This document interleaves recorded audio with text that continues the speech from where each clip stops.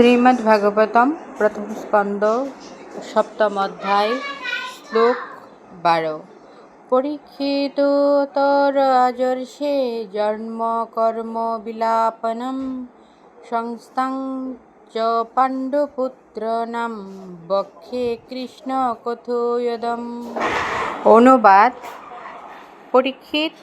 মহারাজ পরীক্ষিতের অথ এইভাবে রাজর্ষির জন্ম কর্ম বিলাপনম মুক্তি সংস্থাম মহাপ্রস্থান চ এবং পাণ্ডুপুত্রদের বক্ষে আমি বলব কৃষ্ণ কথা উদয়ম পরমেশ্বর ভগবান শ্রীকৃষ্ণের কথার উদয়।